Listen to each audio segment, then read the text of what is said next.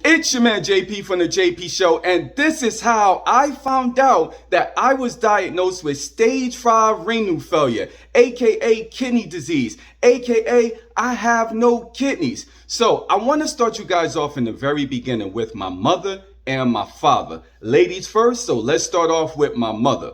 My mother is from the New York, New Jersey area.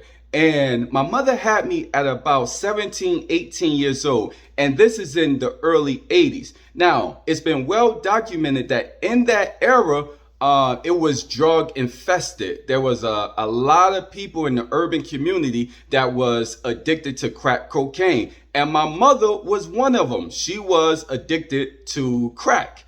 So my father, on the other hand, he was born, believe it or not, in 1919.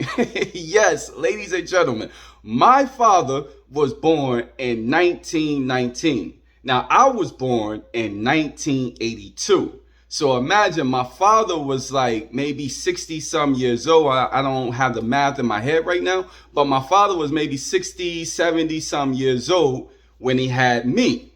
Now, I don't know what brought my mother and my father together.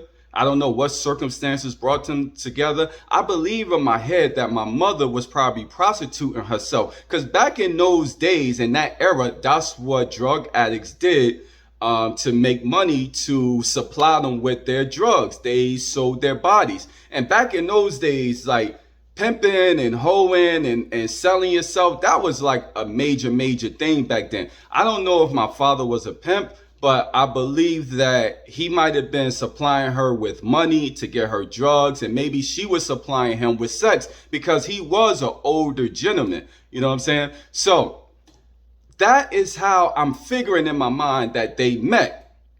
Now, in 1982, they have me, JP. I want to say this. I am the firstborn of all the grandkids. I am the firstborn. I am Simba. Yes. Stay tuned, ladies and gentlemen, for part 2.